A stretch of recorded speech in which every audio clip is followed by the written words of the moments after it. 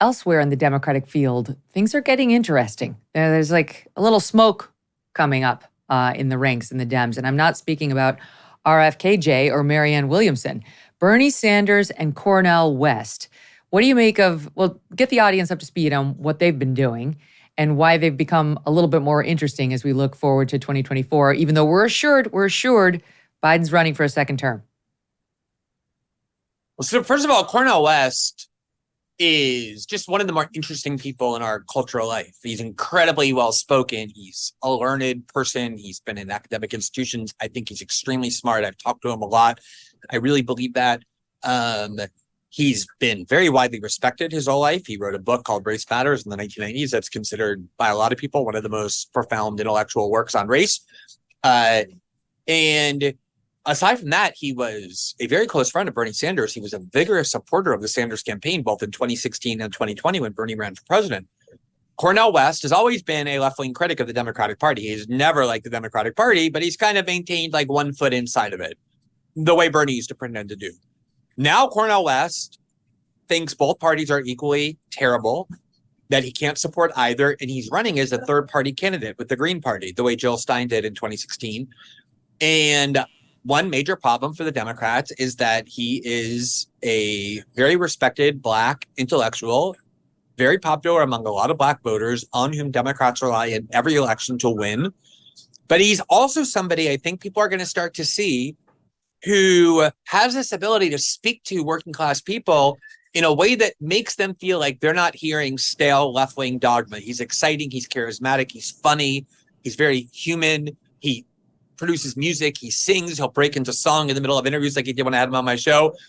And I think he poses a huge threat to the Democratic Party because even if you take 2 or 3% from Joe Biden, that obviously can make a difference in the way our elections are run. And the amazing thing is, Megyn, that Bernie Sanders his entire life has prided himself on his independence from the Democratic Party. Literally, he's never been a member of the Democratic Party. Even now, he's an independent senator. He doesn't belong to either party technically, even though he caucuses with the Democrats. So for them to send out, of all people, Bernie Sanders to attack Cornel West, and for Bernie to be willing to do it, to attack his good friend, someone who supported him for many years, shows that there is no more internal dissent within the Democratic Party. I was in Milwaukee. Everybody who watched that debate saw the incredibly intense ideological and political conflicts the Republican Party has internally, which I think is very healthy. Democrats are in total lockstep, including the parts of the party that pretended for a long time to be defiant and rebellious. Bernie's catchphrase in 2016 was "our revolution." The revolutionary, the radical revolutionary, is now Joe Biden's chief party enforcer, to the point of being willing publicly to exploit his old fake persona to attack Cornel West. And I don't know. I think that's going to alienate a lot of people more than it's going to persuade them. Oh, so interesting to hear you explain that. Okay, so here's a bit of Cornel West going on Charlemagne's show, The Breakfast Club, on August 7th, talking about Bernie Sanders. Take a listen here. Side 8. I love the brother, and you know, even in love, people have deep disagreements about these things. But I think, again, he's fearful of the neo-fascism of Trump. People look at Biden, they don't really want to tell the full truth. He's created the best economy that we can get. Is this the best that we can get? You're going to tell that lie to the people just for Biden to win? Okay, and then, as you point out comes Bernie Sanders with a response directed at Cornel West, at 9.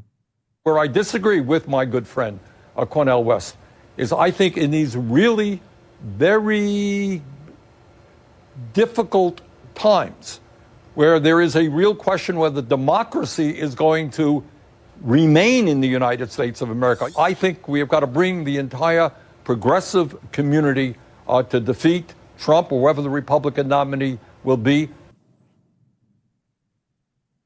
Okay, and then one more for you.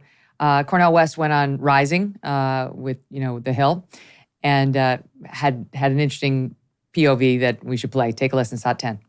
Brother Bernie's making a plausible argument, but I think deep down in his heart, he knows that the Democratic Party has no fundamental intention of speaking to the needs of poor people and working people. He and AOC and the others are going to be, in a certain sense, window dressing at worst and at best.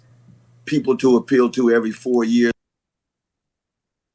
So Glenn, Cornel West is not persuaded by the Bernie message of we've got to get the entire Democratic Party unified and on board to defeat the fascist Trump. You know, I have to say, Megyn, like Bernie Sanders, it's sad to watch because he is a politician for whom I had personal respect. I think a lot of people, even people who don't like his ideology in Washington, will say whatever you want to say about Bernie. He has integrity in the sense that he's always true to his principles. What he's doing now is so despicable because in 2016, this is exactly the argument that was made against Bernie Sanders was, look, we have this Hitler-like menace in Donald Trump. This is not a time to have infighting within the Democratic Party. You're threatening American democracy by running against Hillary Clinton and damaging her. And to this day, a lot of them blame Bernie Sanders for sabotaging Hillary Clinton in the general election. And beyond that, Megyn, people don't want to face the fact in the Democratic Party that it isn't people like me saying this. It's people like Elizabeth Warren and Donna Brazile, the former chairwoman of the DNC, who said that in 2016, the Democrats cheated. They rigged the election in order to ensure that Bernie lost and that Hillary won and that she would win no matter what. And so to watch Bernie now turn around to the same party that refuses to hold any presidential debates, to declare Joe Biden the winner, even though he has two primary challengers before a single vote is cast, that cheated and rigged the election when he ran, and to pretend now that the Democrats are the only guardians of democracy without whom we will no longer be a democracy.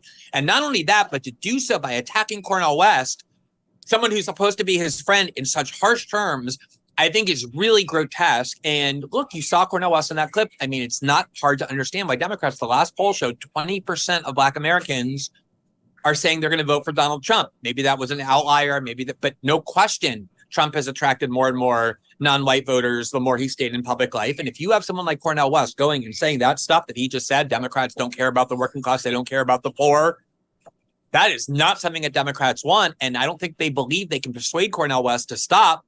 And so they've launched this repulsive campaign trying to depict him as a deadbeat dad, as a tax cheat. Like, what's next? Drug dealer? Oh, yeah. It really shows just how craven these people are. The Daily Beast had a piece up this month. Cornel West owes more than $500,000 in unpaid taxes. They went and pulled public records from New Jersey and California, claiming he owes the IRS $543,000 in outstanding federal tax liens.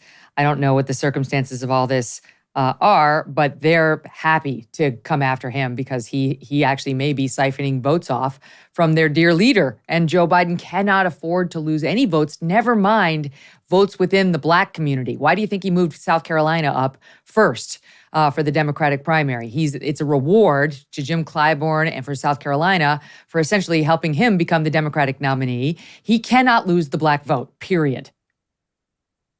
But they are losing the Black vote. I mean, there's going to obviously be the most unified and concerted push on behalf of every powerful Democratic, behalf of every powerful institution in this country outside of a few media companies and others. But in general, the entire power center in the United States is going to be united behind Joe Biden. The propaganda campaign launched against the American people will be unlike anything we've ever seen before. Remember, in 2016, the FBI concocted a fake Russiagate scandal. In 2020, the CIA lied to voters right before the vote by telling them the Hunter Biden laptop was Russian disinformation, which was a complete and utter lie that the corporate media spread.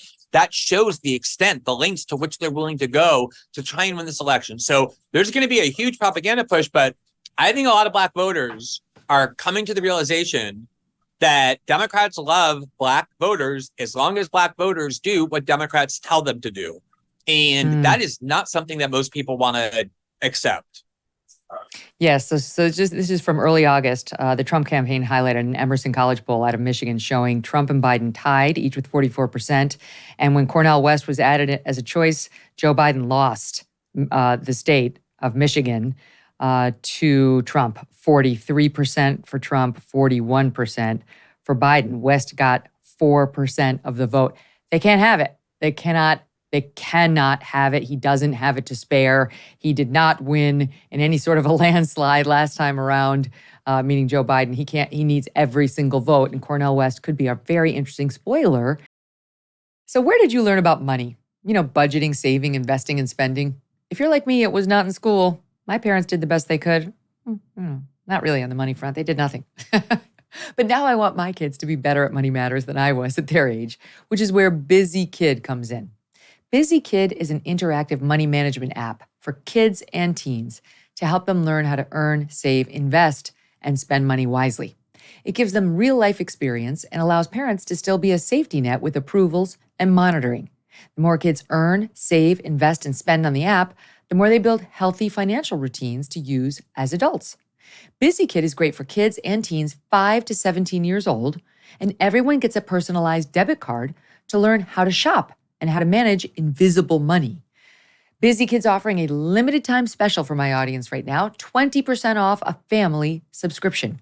So for less than $4 a month, this app and credit card can transform how your kids think about and use money. It's not exactly a credit card. It's like a debit card of sorts.